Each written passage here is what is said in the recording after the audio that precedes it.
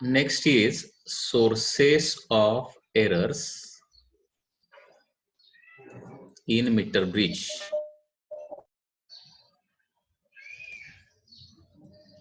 Sources of errors in meter bridge. First source of error is non-uniform wire.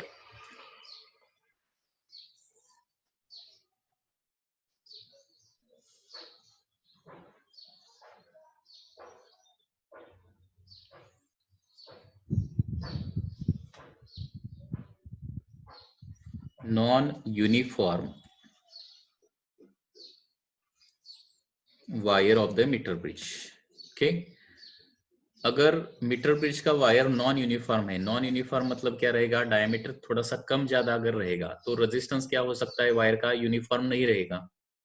मतलब left part का resistance थोड़ा सा different रहेगा, right part का resistance थोड़ा सा हमने जो लिया है उससे थोड़ा सा क्या रहता है, डिफरेंट रह सकता है. So this is the first source of error. So if wire is not uniform, that is of uniform, it is not of uniform diameter, then there is a possibility of error in the meter bridge. So how to eliminate this error? The only thing is to replace that wire and use the homogeneous uniform wire only. Okay, and the second thing is that ये wire non uniform होने का region क्या हो सकता है? Region is that jockey जो है वो स्लाइड नहीं करनी है.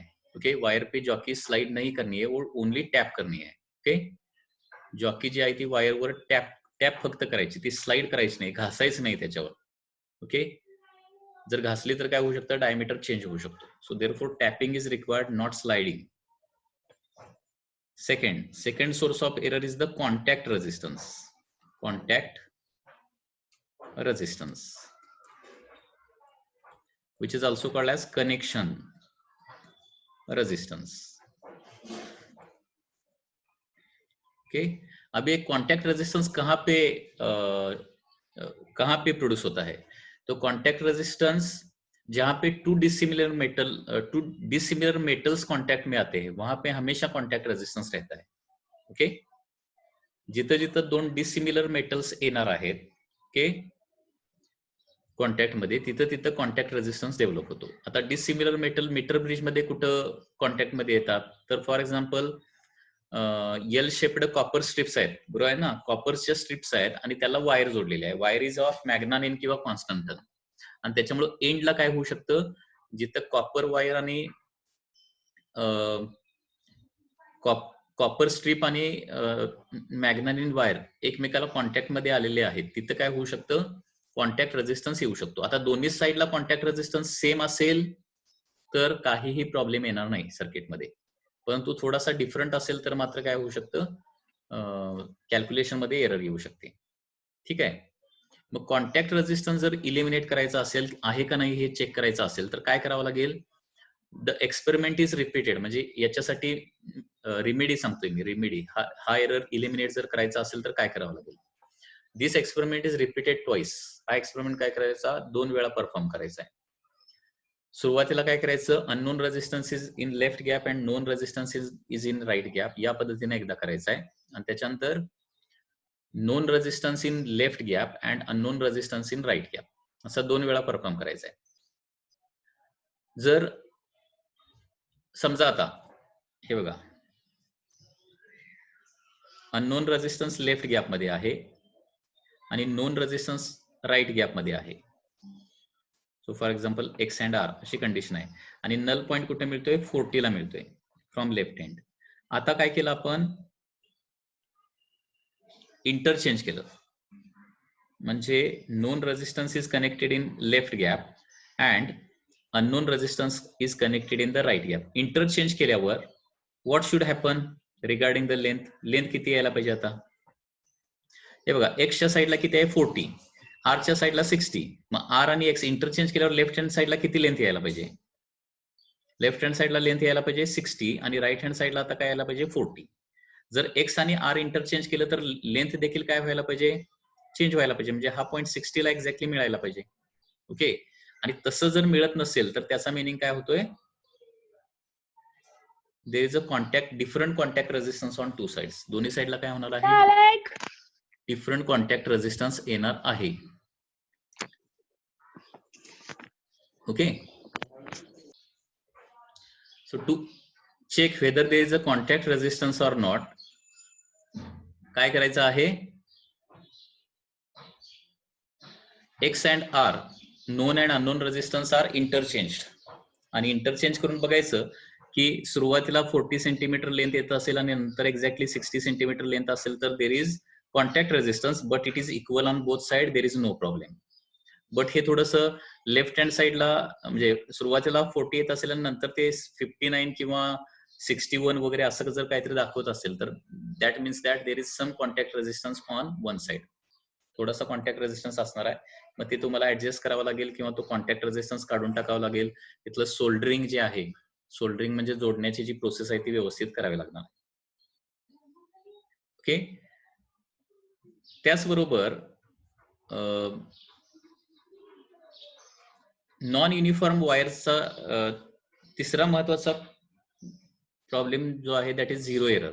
झिरो एरर देखील असू शकते. Zero error is one more source of the error.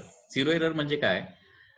Metre ब्रिजचे दोन्ही मीटर ब्रिज वायरचे दोन्ही एंड जे आहे ते एक्झॅक्टली कितीला कोइन्साइड व्हायला पाहिजेत? 0 आणि 100 ला कोइन्साइड व्हायला पाहिजेत स्केलला.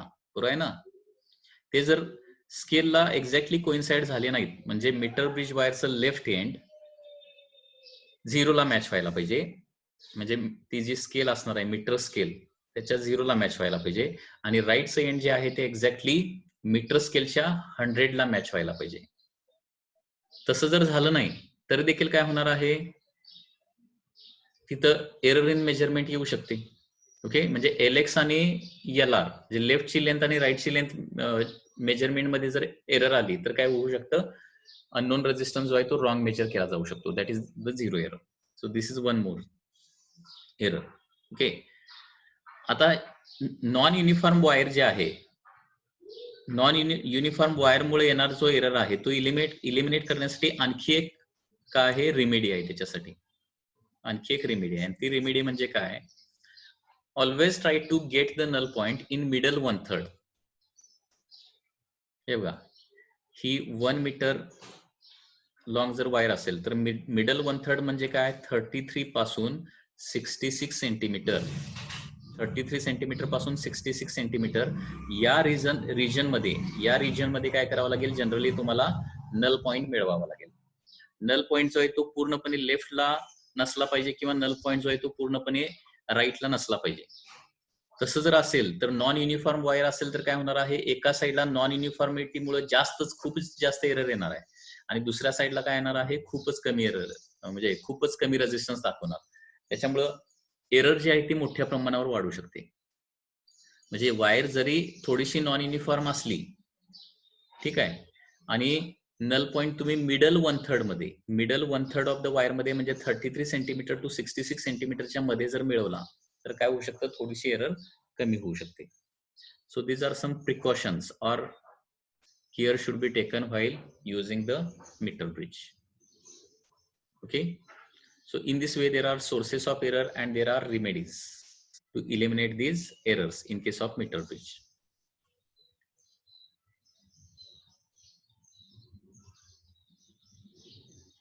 After this there is one more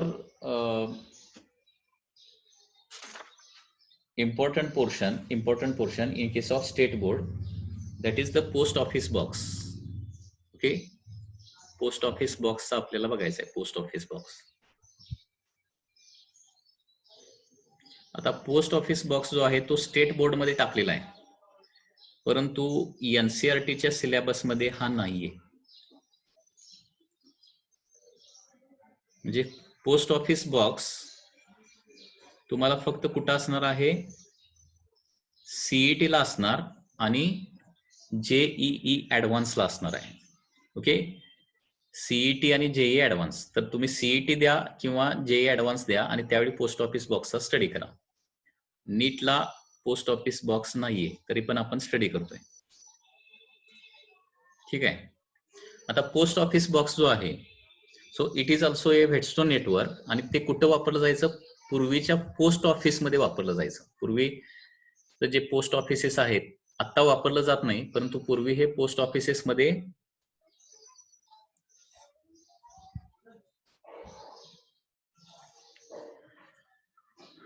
हा पोस्ट ऑफिस बॉक्स वापरला जायचा आणि म्हणून त्याला काय म्हटलं जातं, पोस्ट ऑफिस बॉक्स असं म्हटलं जातं. It is nothing but a Wheatstone network. Post office box म्हणजे काय आहे, एक फेडस्टोन नेटवर्क आहे, मॉडिफाईड फॉर्म मध्ये आहे. जसं फेडस्टोन नेटवर्कचं एक मॉडिफिकेशन म्हणजे काय आहे, मीटर ब्रिज आहे, तसं वेडस्टोन नेटवर्कचं दुसरं मॉडिफिकेशन म्हणजे काय आहे, पोस्ट ऑफिस बॉक्स आहे. आणि हा जो वेडस्टोन नेटवर्क किंवा पोस्ट ऑफिस बॉक्स जो आहे तो कशासाठी वापरला जातो, एका वायरचा रेझिस्टन्स मेजर करण्यासाठी. Okay, to measure unknown resistance of wire. Okay, to measure unknown resistance of wire आपण काय करतो, हा पोस्ट ऑफिस बॉक्स वापरतो. ठीक आहे. मग आता पोस्ट ऑफिस मध्ये अननोन रेझिस्टन्स कशासाठी मेजर करतात, तर लक्षात घ्या, पूर्वीच्या पोस्ट ऑफिस मध्ये टेलिग्राफचा वापर केला जायचा. टेलिग्राफ, आणि टेलिग्राफ म्हणजे काय, त्या वायर मधून इलेक्ट्रिकल सिग्नल्स पाठवले जायचे. वायर असायची, वायर, कॉपर वायर, की ज्याच्यामधून इलेक्ट्रिकल सिग्नल पाठवले जायचे, त्याला टेलिग्राफ असं आपण म्हणतो. आणि काही वेळेला ती टेलिग्राफची वायर जी आहे ती काय व्हायची, काही वादळामुळं, पावसामुळं किंवा आणखी काही रिझनमुळं कुठंतरी मध्ये तुटायची. आता टेलिग्राफ वायर ही काही किलोमीटर लेंथची वायर असणार आहे, लक्षात घ्या. आणि ती अचानकपणे काही रिझनमुळे मध्ये कुठेतरी तुटू शकते. तर ती वायर कुठं तुटून पडलेली आहे, किती डिस्टन्सवर तुटून पडलेली आहे, किती लेंथवर तुटून पडलेली आहे, ब्रेक झालेली आहे, हे फाइंड आउट करण्यासाठी आपण फेडस्टोन नेटवर्क वापरतोय किंवा पोस्ट ऑफिस बॉक्स वापरतोय. ठीक आहे. म्हणजे पोस्ट ऑफिस मध्ये बसल्या बसल्या वायर जर तुटलेली असेल तर आपल्या पोस्ट ऑफिस पासून किती डिस्टन्सला ती वायर तुटलेली असेल हे ते शोधू शकतात. आणि मग तिथं जाऊन ती काय करू शकतात, वायर रिपेअर करू शकतात. कारण काही वेळेला ती वायर कुठं तुटलेली आहे हे लक्षात येत नाही. ठीक आहे. किंवा काही वेळेला काय होतं, वायर जे आहे वर इन्सुलेशन व्यवस्थित असतं, कारण कॉपर वायर म्हणजे कॉपर वायर आणि त्याच्यावर इन्सुलेशन असणार ना, इन्सुलेशन व्यवस्थित असताना आतमध्ये कुठेतरी कट झालेली असते. आता आतमध्ये ती कॉपर वायर कुठं कट झालेली आहे कसं शोधून काढायचं, तर बाहेरनं तर ते दिसणार नाही. एखादी वायर तुटून जर खाली पडलेली असेल तर ती आपण आयडेंटिफाय करू शकतो, परंतु मध्ये कुठेतरी जर तुटलेली असेल तर ती देखील आयडेंटिफाय करण्यासाठी आपण काय करू शकतो, पोस्ट ऑफिस बॉक्सचा वापर करू शकतो. ओके, आता पोस्ट ऑफिस बॉक्स वर्किंग कसं आहे, कसं आपण ती वायर किती डिस्टन्सवर तुटलेली आहे, कसं त्याचं आयडेंटिफिकेशन कसं केलं जातं हे आपण नेक्स्ट लेक्चरला बघणार आहे.